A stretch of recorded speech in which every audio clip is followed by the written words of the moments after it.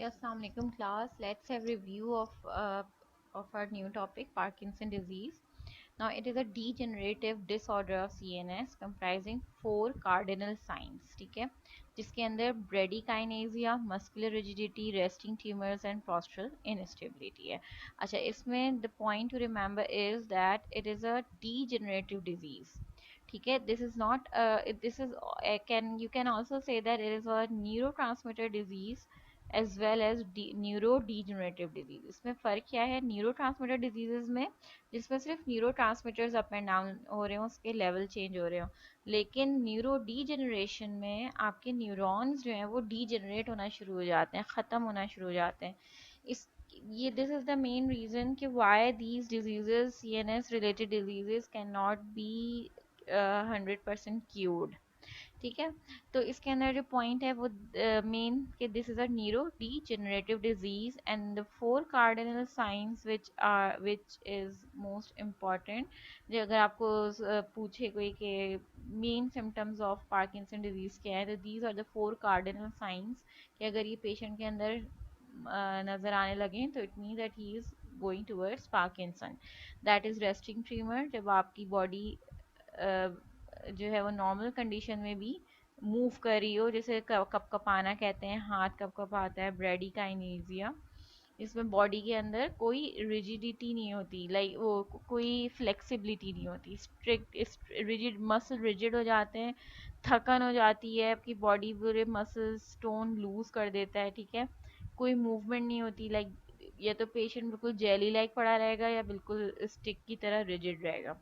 और postural instability, he can't stand properly, seat properly, जो उसके पोस्चर्स हैं वो सही से स्टेबलाइज नहीं हो पाते. ठीक है, so those were the symptoms, and what were the main biochemical changes happen inside the body is that the depletion of dopamine. DA relates with dopamine.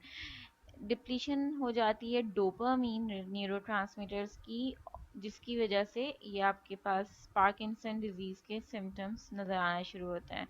ये इन्होंने एक परसेंटेज वाइज दिया है कि लेस देन 90% डोपामीन लॉस होगा तो वहाँ पे पेशेंट की डेथ हो जाती है, और ये और less greater than 50% dopamine loss हुआ तो फिर वो एसिम्प्टोमेटिक होता है, सिम्टम्स नहीं आते. अप्रॉक्स 70% डोपामीन की डिप्लीशन होगी तो फिर वहाँ से सिम्टम्स आना शुरू होते हैं. ठीक है, okay, this is a normal एक डोपामीन सिंथेसिस की एक पिक्चर है, लाइक के how they form and at what receptors they go to bind. देखो, हमारे पास हर न्यूरोट्रांसमीटर्स के स्पेसिफिक रिसेप्टर्स हैं. डोपामीन के रिसेप्टर्स जो मेनली हमारी बॉडी के अंदर मौजूद हैं, they are named as D1 receptor, D2, D3, D4, D5.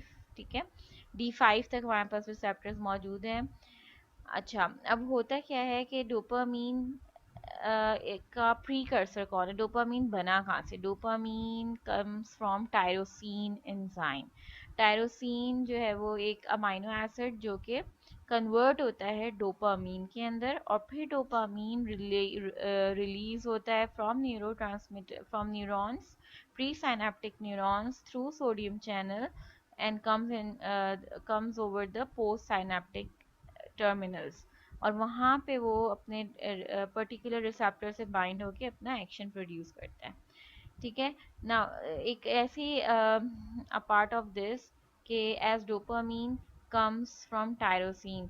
आपने ये भी सुना होगा कि eat apple a day and keeps doctor away. तो इसमें ऐसा क्या है, एप्पल के अंदर, apple actually contains big amount of tyrosine level. ठीक है, तो एप्पल खाने से, आजकल वैसे ही मौसम है, एप्पल के अंदर टायरोसिन के लेवल ज़्यादा होते हैं, और जो कि आपकी ये सारे डोपामीन को स्ट्रॉन्ग करते हैं, और वो आपके सारे सिम्टम्स को जो है वो एक्टिवेट करके रखेगा, मतलब वो बचाएगा आपको इन सारे सिम्टम्स को शो होने से.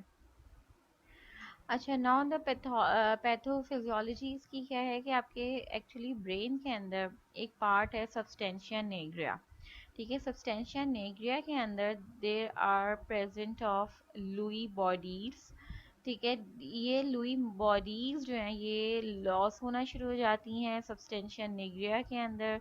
पिगमेंटेशन ख़त्म होना शुरू हो जाती है डोपामीन की, जिसकी वजह से डोपामीन डिप्लीट होना शुरू हो जाता है। ठीक है, there is an extensive loss of pigmented dopaminergic substantia nigra neurons and the presence of Lewy bodies. ठीक है, तो मेन पैथोफिजियोलॉजी यानी मेन किसकी वजह से जो है वो आपके पार्किंसन डिजीज अकर हो रही है, डोपामीन की कमी की वजह से। और डोपामीन क्यों कम हो रहा है? क्योंकि सब्सटेंशिया नेग्रिया के अंदर लुई बॉडीज की प्रेजेंस नहीं है, वो डीजनरेट होना शुरू हो रहा है। अब ये डीजनरेट कैसे होना शुरू हो जाता है? ये न्यूरॉन्स जो specially which are present in the substantia nigra part of the brain, how they start to degenerate. ठीक है, so these are the certain factors which degenerate, which cause degeneration of the neurons. ठीक है, सबसे पहले okay let's start with ageing, क्योंकि आपने अक्सर ये पार्किंसन डिजीज देखी होगी कि ओल्ड एज में होना शुरू होता है। ठीक है, ageing is the main one of the main factor जिसकी वजह से न्यूरॉन डीजनरेट होना शुरू हो जाते हैं। Reason due to genetic mutations, mutation तो नहीं होती लेकिन जीन्स चेंजेस आना शुरू होते हैं। ठीक है, एजिंग के साथ साथ आपके बॉडी के अंदर इंजाइम्स यूज अप होना शुरू होते हैं, जिसकी वजह से न्यूरॉन्स ख़त्म होना स्टार्ट हो रहे होते हैं। ठीक है, अच्छा, जेनेटिक प्रीडिस्पोजिशन, अगेन अगर कोई ऐसी रेडिएशन आपको मुसलसल यूज़ हो रही है या कोई ऐसा अमल मतलब ऐसा कोई काम हो रहा है जिससे जेनेटिक चेंज हो रही है, जैसे फॉर एग्जांपल ये अभी जो पेंडेमिक है, ठीक है, कोरोना वायरस का, इसकी वजह से इस वायरस के आरएनए की भी म्यूटेशन हुई हो चुकी है। ठीक है, हुई है, तो फिर इस तरह से हमारी बॉडी में भी हमारे एज के साथ साथ कितनी म्यूटेशन हुई होगी। अच्छा, ये बहुत ही इंटरेस्टिंग टॉपिक इस वजह से है क्योंकि अगर हम अभी लाइव होते तो we can discuss a lot more. ठीक है, लेकिन अभी हम इस पे फोकस करते हैं सो दैट आपका जो एग्ज़ाम का टेंशन है वो ख़त्म हो कि इसमें करना क्या है। ठीक है, एटलीस्ट आपको बेसिक नॉलेज हर चीज़ की होनी चाहिए। बाकी डिस्कशन के लिए we are present any time इंशाल्लाह, जब ये स्टार्ट हो जाएगा सब कुछ। Okay, oxidative stress is also one of the reason which cause degeneration of neurons. Oxidative stress क्या होता है? जिसके अंदर ऑक्सीजन रेडिकल मॉलिक्यूल की प्रोडक्शन ज़्यादा होती है, जिसके अंदर फ्री रेडिकल मॉलिक्यूल्स प्रोड्यूस होने लगते हैं और फिर वो आपकी जो बॉडी के अंदर डिफेंसिव मैकेनिज्म है उसको कमज़ोर करते हैं और बॉडी के अंदर जो आपके न्यूरॉन्स हैं उनको भी डिजनरेट करना शुरू करते हैं। ऑक्सीडेटिव स्ट्रेस होता है किस तरह से कि जो आपकी स्ट्रेस इंड्यूस्ड, जब पेशेंट एक स्ट्रेस के अंदर कंडीशन के अंदर हो तो उसके अंदर हार्मोन्स रिलीज होना शुरू होते हैं, norepinephrine, epinephrine, which again produce free radicals, जो कि फिर आपकी बॉडी के लिए सही नहीं होता। अच्छा, मेनली इसीलिए जो है ना हर बीमारी की जड़ वो एट द एंड स्ट्रेस ही निकलती है। Acha, some toxins also cause these, especially the substantia nigra neuron degeneration, which is MPTP like toxins, ठीक है। और डिफेक्टिव एनर्जी मेटाबॉलिज्म, कोई भी आपकी बॉडी के अंदर मेटाबॉलिक डिसऑर्डर्स होगा तो फिर वो भी न्यूरॉन्स को डिजनरेट करेगा ना। What is MPTP like toxins? ठीक है, okay, this MTTP is N-methyl 4-phenyl tetrahydropyridine। ये आपकी इन्वायरमेंट के अंदर मौजूद हो सकता है। ठीक है, ख़ास एक टॉक्सिन है जो कि आपके इन्वायरमेंट के अंदर प्रोड्यूस हो सकता है और फिर वो आपके बॉडी के अंदर कन्वर्ट होता है into a reactive species MPP, जो कि आपके न्यूरॉन्स को सेल डेथ की तरफ लेके चला जाता है, सब्सटेंशिया निग्रा के, स्पेशली सब्सटेंशिया निग्रा के न्यूरॉन्स को। तो ये हम कह सकते हैं कि ये जो अगर कोई ख़ास रीजन में ज़्यादा पार्किंसन के पेशेंट्स आ रहे हैं तो मे बी कि वहाँ पे कोई ऐसा टॉक्सिन है जो कि न्यूरॉन्स को डाउन कर रहा है। ठीक है, तो ये एमपीटीपी का मेन नाम याद रखना, बिकॉज अब इन्वायरमेंटल स्टडीज़ इतनी होने लगी हैं कि ये टॉक्सिन्स जो हैं वो इतनी इजीली इन्वायरमेंट में नहीं पाए जाते कि आप किसी भी इन्वायरमेंट में चले गए और वहाँ पे मे बी ये हुआ तो क्या होगा। मतलब ये एक कंट्रोल्ड अब ये इन्वायरमेंट हो चुका है। एमपीटीपी के हवाले से इन्वायरमेंट सब कंट्रोल होने लगे हैं, ठीक है। कुछ ड्रग्स भी ऐसी होती हैं जो कि मतलब रिएक्शन प्रोड्यूस करती हैं, लेकिन अगेन इंडिविजुअल टू इंडिविजुअल के अंदर हर ड्रग का एक अलग साइड इफ़ेक्ट या एडवर्स इफ़ेक्ट आ सकता है। तो इस चीज़ को जहन में रखना है। मेनली आपको ये एमपीटीपी का नाम याद रखना है कि the only toxin which degenerates neurons of substantia nigra and leads to Parkinson. Okay, now what happen कि अब ये सवाल ये आ रहा है कि अब ये डोपामीन की डिप्लीशन होती कैसे, अगर लीवोडोपा जो है वो बना रहा है डोपामीन, तो डोपामीन इनसाइड और बॉडी व्हाट विल हैपन, ठीक है। देखो सबको पता है कि हमारे पास एक पेरिफ्री है और brain, they are both are separated through blood brain barrier, ठीक है। ब्लड ब्रेन बैरियर से गुजर के ब्रेन के अंदर जाना होगा, तभी वो कोई चीज़ एक्शन प्रोड्यूस कर सकती है। अच्छा, अब हमारी बॉडी के अंदर जो लीवोडोपा है वो कन्वर्ट होता है डोपामीन में, ठीक है। यहाँ पे जो आप ये पेरिफ्री के अंदर देख रहे हो, ठीक है, वो कन्वर्ट होगा डोपामीन में, O M D. O M D is O methyl dopa. With the help of two enzymes, levodopa पे दो एंजाइम्स एक्ट करते हैं, कैटिकोलामीन दैट इज कॉम्ट, ठीक है, catechol O methyl transferase this enzyme, and DDC that is DDC यहाँ पे dopa डीकार्बोक्साइलेज enzyme. ये दो एंजाइम ऐसे हैं जो कि लीवोडोपा पे एक्ट करेंगे inside the periphery and convert levodopa into dopamine and O methyl dopa, ठीक है। अच्छा, कन्वर्जन की क्या ज़रूरत थी? कन्वर्जन की इसलिए ज़रूरत थी बिकॉज आपकी बॉडी के अंदर भी तो डोपामीन चाहिए टू प्रोड्यूस डोपा। अच्छा, डोपामीन का फंक्शन क्या है ये हम न्यूरोट्रांसमीटर के लेक्चर में कर चुके थे कि व्हाट इट विल डू, ठीक है। ये इस तरह से आप निकालोगे कि अगर आपको पार्किंसन के सिम्टम्स याद हैं तो इसका मतलब कि ये वही काम जो सिम्टम्स शो हो रहे हैं, तो डोपामीन कुछ ऐसा ही काम कर रहा होगा जिसकी नॉन फंक्शनैलिटी की जैसे वो सिम्टम्स आना शुरू हो गए, जैसे फॉर एग्जांपल मसल रिजिडिटी, ठीक है। मसल रिजिडिटी बहुत ज़्यादा बढ़ रही है पार्किंसन पेशेंट के अंदर, तो इट मीन्स कि नॉर्मली ये मसल रिजिडिटी को कंट्रोल करता होगा, ठीक है। तो इसलिए पेरिफ्री में हमारे ये ज़रूरी है हमारे पास ये डोपामीन का भी होना, ताकि ये हमारी बॉडी की रिजिडनेस को, मसल टोन को, मूवमेंट को, पोस्चरल स्टेबिलिटी को कंट्रोल कर सके, ठीक है। नाउ अब ये ब्रेन के अंदर हमारे पास डोपामीन की जो डिप्लीशन है, तो इसका मतलब कि ये कमी हो रही है, ठीक है। डिप्लीट माने डिक्रीज अमाउंट। तो ब्लड ब्रेन बैरियर के अंदर, ये ब्रेन के अंदर एक ख़ास बात है कि इसके अंदर डोपामीन फ्रॉम पेरिफेरी डायरेक्टली नहीं जा सकता। what will pass is levodopa. Levodopa crosses the blood brain barrier, comes inside the brain, and then again convert into dopamine with the help of COMT transferase enzyme and with the help of dopa decarboxylase enzyme, ठीक है। यहाँ तक हो गया। अब ये dopamine help out करता है टू प्रोड्यूस द फंक्शंस, जो जो उसके फंक्शन हैं, ठीक है। और जब उसके फंक्शन रिक्वायर्ड नहीं होते, क्योंकि देखो हर चीज़ ब्रेन के अंदर मुसलसल तो नहीं रह सकती, उस ये एक पूरी साइकिल चलती है, ठीक है। डोपामीन आया, उसने अपना परफॉर्म किया फंक्शन, और फिर वो कन्वर्ट हो गया, मेटाबोलाइज हो गया, एंड देन जब दोबारा ज़रूरत होगी फिर ये साइकिल रिवॉल्व होगी। तो डोपामीन को जब अपना फंक्शन प्रोड्यूस करके ख़त्म होना होता है ब्रेन से, तो फिर वो कन्वर्ट हो जाता है 3-MT and DOPAC, that is 3-MT is methoxytriamine and DOPAC is dihydroxyphenyl acetic acid, and then these two compound again convert into homovalenic acid, ठीक है। होमोवैलेनिक एसिड के अंदर ये कन्वर्ट होते हैं और फिर दोबारा से टायरोसिन बनाने में हेल्प करते हैं, टायरोसिन अमाइनो एसिड, और फिर वो दोबारा से टायरोसिन अमाइनो एसिड लीवोडोपा में कन्वर्ट करने में हेल्प करता है, और फिर लीवोडोपा अगेन डोपामीन, और इसी तरह से ये साइकिल चलती रहती है।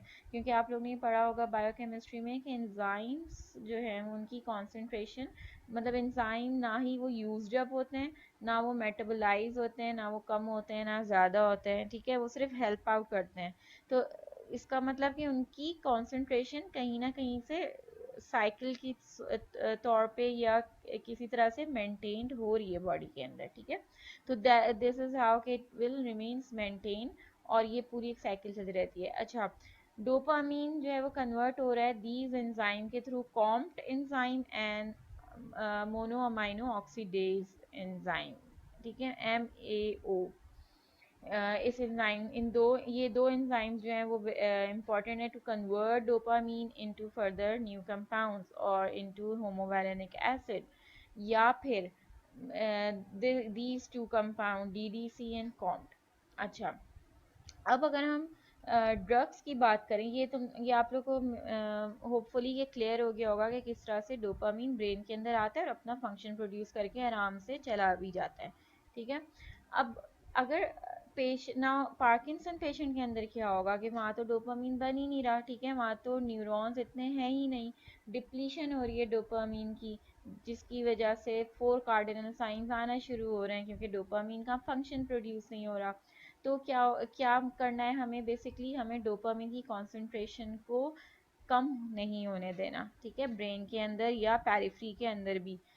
हम डोपामिन की कॉन्सेंट्रेशन को किस तरह से कम नहीं होने दे सकते, इनसाइड द ब्रेन, ठीक है। इनसाइड द ब्रेन किस तरह से कम नहीं होने दोगे कि आप लीवोडोपा की कन्वर्जन को रोक दोगे,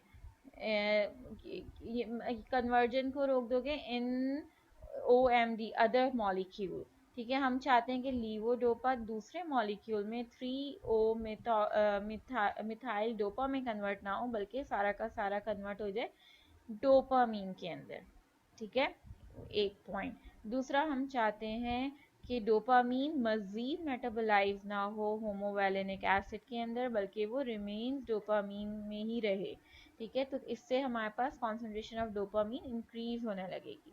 ये हम ब्रेन के अंदर चाह रहे हैं, ये हमारी डिमांड है पार्किंसन पेशेंट।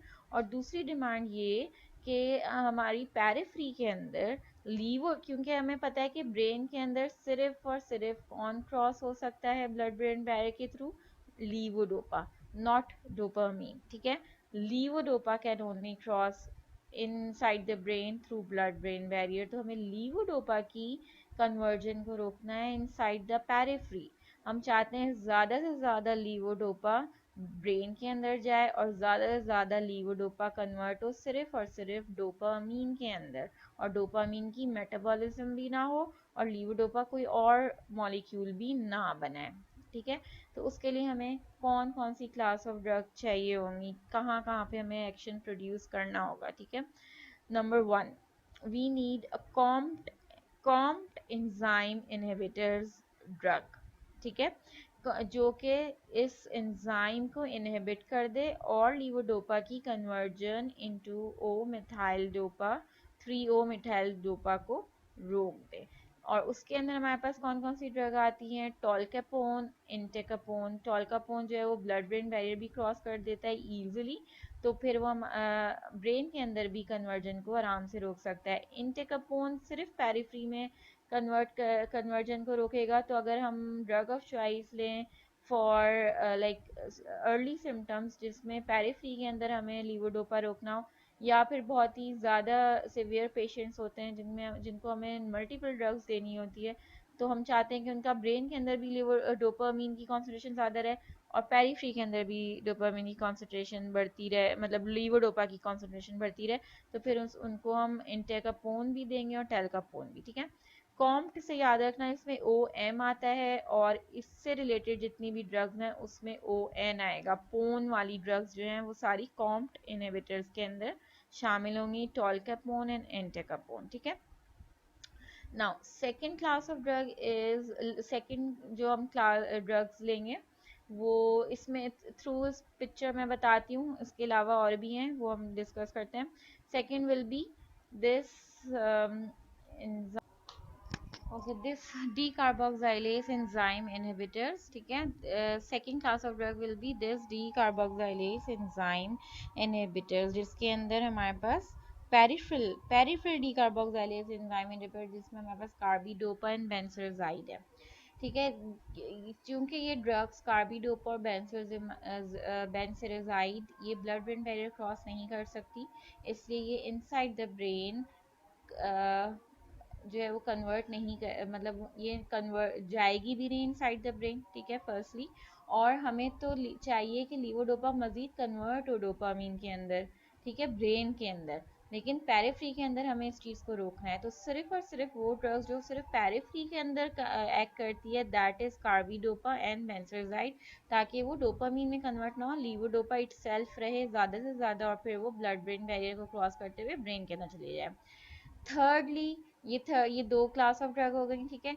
थर्ड, हमें क्या चीज़ चाहिए जो कि ब्रेन के अंदर इंक्रीज कर दे अमाउंट ऑफ लीवोडोपा। अगर हम as it is levodopa inject करना शुरू कर दें बॉडी के अंदर, ठीक है, it will also be a good idea. और ये एक बहुत सक्सेसफुल ड्रग है, ठीक है, levodopa for the treatment of Parkinson. Direct levodopa जिसको हम कहते हैं डोपामीन प्रीकर्सर, ठीक है, हम डायरेक्ट पेशेंट के अंदर इंजेक्ट करते हैं, वो ब्लड ब्रेन बैरियर क्रॉस करती है और फिर कन्वर्ट होती है डोपामीन के अंदर। That is a very successful and very used drug in Parkinson disease, ठीक है, लीवोडोपा सिंपली। फिर हमारे पास सेकेंड क्लास, जो फोर्थ क्लास ऑफ ड्रग आएगी, that is dopaminergic agonist drug. Dopaminergic agonist, नाम से पता चल रहा है, एगोनिस्ट यानी डोपामिनर्जिक मींस रिसेप्टर्स, डोपामीन के रिसेप्टर्स, और एगोनिस्ट उनको एक्टिवेट कर देना मजीद। तो हम कुछ ऐसी ड्रग्स भी तो दे सकते हैं जो डोपामीन के रिसेप्टर्स को एक्टिवेट कर दे मजीद, और फिर उस वो हाईली सेंसिटाइज हो जाएं और फिर स्मॉल अमाउंट ऑफ डोपामीन को भी डिटेक्ट करके फंक्शन प्रोड्यूस करना शुरू कर दें, ठीक है। उसमें हमारे पास ड्रग नेम आती है, मैं आपको पिक्चर सेंड करूँगी इसके नोट्स की, जिसमें क्लास ऑफ ड्रग्स लिखा हुआ होगा, या आप कहीं से भी इसको बुक से देख सकते हो, गुडमैन गिलमैन लिपिनकॉर्ट, ठीक है। तो हमारे पास डोपामिनर्जिक एगोनिस्ट ड्रग के अंदर ब्रोमोक्रिप्टीन आती है, परगोलाइड, पेरीबिडिल, रोपिनेरॉल, प्रामिप्रेक्सोल। और अच्छा, ये लास्ट में करूँ, फिर मैं आपको एक और पिक्टोरियल से समझाऊंगी कि हाउ दीज ड्रग्स एक्ट।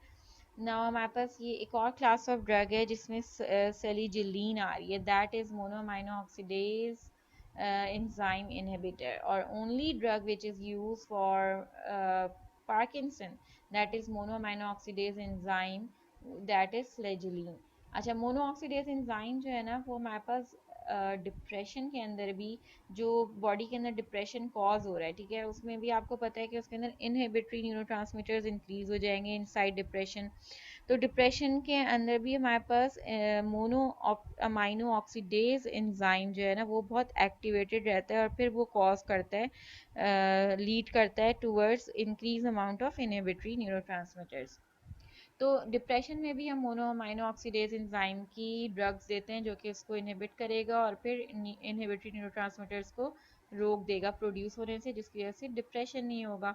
लेकिन inside the Parkinson, in the Parkinson patient, we need specially monoamine oxidase B enzyme inhibitors, ठीक है। ये इसमें ना बी, ये दो तरह के होते हैं, ए और बी। तो पार्किंसन के अंदर MAO-B क्लास ऑफ ड्रग है, फ्लेजिलीन। और डिप्रेशन के अंदर MAO-A जो मोनोमाइनो ऑक्सीडेज ए एंजाइम को इनहिबिट करता है। तो ये वाला पॉइंट भी आपको याद रखना ज़रूरी इसलिए है क्योंकि इससे आपको क्लास ऑफ ड्रग सेपरेटेड रहेगी इजीली, ठीक है। नाउ अच्छा, so you can see over here कि these are the class of drug used to treat Parkinson disease। इसमें अभी हमने डिस्कस किया, ठीक है, levodopa, dopamine precursor. Second is peripheral decarboxylase inhibitor, carbidopa जिसमें सबसे कॉमन है, ठीक है। डोपामिनर्जिक एगोनिस्ट यानी डोपामीन के रिसेप्टर्स को की सेंसिटिविटी को इंक्रीज करने वाली ड्रग्स, जिसमें ब्रोमोक्रिप्टीन और रोपिनेरॉल ये सबसे ज़्यादा यूज़ होती हैं। फिर mechanism monoamine oxidase B enzyme inhibitors, जिसमें सेलिजिलीन सबसे ज़्यादा यूज़ होती है। COMT inhibitors, tolcapone and entacapone. Entacapone only act in the periphery and tolcapone also crosses the blood brain barrier and acts inside the brain। Dopamine facilitator, ये किसी एक specially class of drug में use नहीं, मतलब class of drug में नहीं आती, और इसका मैकेनिज्म भी अननोन है इनसाइड द पार्किंसन एमेंटिडीन का, ठीक है। लेकिन हम इसे यूँ कह सकते हैं कि ये डोपामीन को फैसिलिटेट करता है to bind with the dopamine receptors, ठीक है। और फिर ड्रग के कॉलिनर्जिक ब्रेन के कॉलिनर्जिक सिस्टम पे एक्ट करने के लिए जो हम ड्रग देते हैं, जो कि अदर देन दिस डोपामीन और सब्सटेंशिया निग्रिया पे एक्ट करने के अलावा, ठीक है।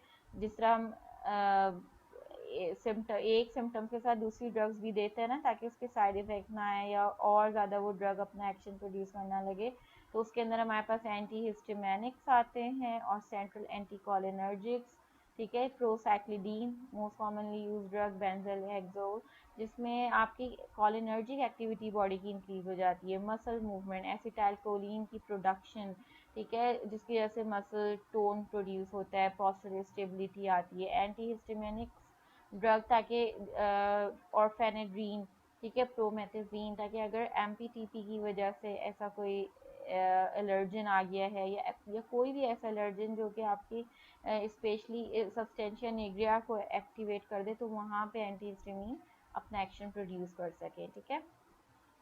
ओके, नॉन फार्माकोलॉजिकल को भी एक थोड़ा सा आप देख लेंगे। पेशेंट केयर गिवर एजुकेशन, यानी ये नॉन फार्माकोलॉजिकल ट्रीटमेंट में आ रही है, ठीक है। Physical therapy, exercise, occupational therapy, speech language, diet and psychosocial intervention, ये सारी चीज़ें नॉन फार्माकोलॉजी में आती हैं और ये भी बहुत अहम रोल प्ले करती हैं to treat the Parkinson disease patient.